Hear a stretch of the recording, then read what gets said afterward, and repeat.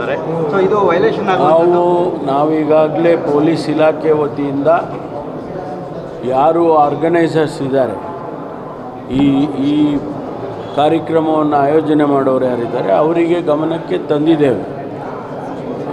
Foreigners ಬಂದು ಧಾರ್ಮಿಕ ಕಾರ್ಯಕ್ರಮದಲ್ಲಿ ಪ್ರಚಾರ ಮಾಡೋದಕ್ಕಾಗಲಿ ಅಥವಾ ಭಾಗವಹಿಸೋದಕ್ಕಾಗಲಿ ನಮ್ಮ ದೇಶದ ಕಾನೂನಿನಲ್ಲಿ ಅವಕಾಶ ಇಲ್ಲ. ಆದ್ದರಿಂದ ನೀವು ರಿಸ್ಟ್ರೈಂಟ್ ಮಾಡ್ಕೊಳ್ಳಿ ಅಂತ ಇದನ್ನು ನಾವು ಈಗಾಗಲೇ ಗಮನಕ್ಕೆ ತಂದಿದ್ದೇವೆ. ಮುಖ್ಯಮಂತ್ರಿಗಳು ಭಾಗಿಯಾಗ್ತಿದ್ದಾರೆ, ಹಾಗಾಗಿ ಅದು ವೇದಿಕೆ ಕೂಡ ಅಲ್ಲಿ ಸರ್ಕಾರಕ್ಕೂ ಕೂಡ ಅಲ್ಲ, ಅದನ್ನು ಫೈನಲ್ ಮಾಡ್ಕೋಬೇಕಲ್ಲ ಸರ್. ಇದು ಏನಂದರೆ ಈಗ ಅವರು ಬಂದು ಭಾಷಣ ಮಾಡೋಕ್ಕೆ ಅವಕಾಶ ಇಲ್ಲ ಅಂತಕ್ಕಂಥದ್ದು ನಿಯಮ ಸರ್. ಆ ನಿಯಮ ಉಲ್ಲಂಘನೆ ಮಾಡಿ ಅವ್ರಿಗೆ ಅವಕಾಶಗಳನ್ನು ಕೊಟ್ಟಿದ್ದಾರೆ ಅಂತ ಚರ್ಚೆ ಇರುವಂಥದ್ದು. ಯಾರು ಕೊಟ್ಟಿದ್ದಾರೆ? ಆರ್ಗನೈಸರ್ಸ್ ಕರೆದಿರ್ಬೋದು, ಅವ್ರನ್ನ ಆರ್ಗನೈಸರ್ಸ್ ಕರೆದಿರ್ತಾರೆ. ಆರ್ಗನೈಸರ್ಸಿಗೆ ನಾವು ಹೇಳಿದ್ದೀವಲ್ಲ, ಮಾಡಬೇಡಿ, ನೀವು ಕರಿಬೇಡಿ, ನೀವು ಅದು ಉಲ್ಲಂಘನೆ ಆಗುತ್ತೆ ಅಂಥೇಳಿ ಅವ್ರಿಗೆ ತಿಳಿಸಿದ್ದೀವಿ.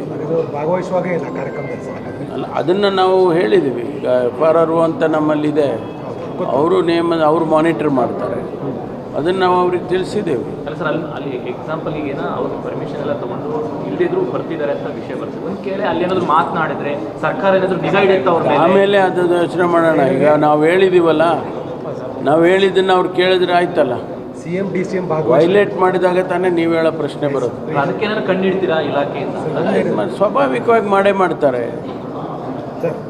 ಸರ್, ಇದೇನೆಂದರೆ CM DCM ಭಾಗವಹಿಸುವ ಈ ಕಾರ್ಯಕ್ರಮದಲ್ಲಿ ಈ ನಿಯಮಗಳು ಯಾವುದೂ ಉಲ್ಲಂಘನೆ ಆಗಬಾರ್ದು, ಸರ್ಕಾರ ಅವಕಾಶ ಕೊಡಬಾರ್ದು ಅಂತಕ್ಕಂಥ ಕೂಗು ಆ್ಯಸ್ ಅ ಅಪೋಸಿಷನ್ ಕಡೆಯಿಂದ ಕೂಡ ವ್ಯಕ್ತವಾಗ್ತಾ ಇದೆ. ಇಲ್ಲ, ಅಪೋಸಿಷನ್ನವ್ರಿಗೆ ಏನು ಜವಾಬ್ದಾರಿ ಇದೋ ನಮಗೆ 10 ಜವಾಬ್ದಾರಿ ಇದೆ.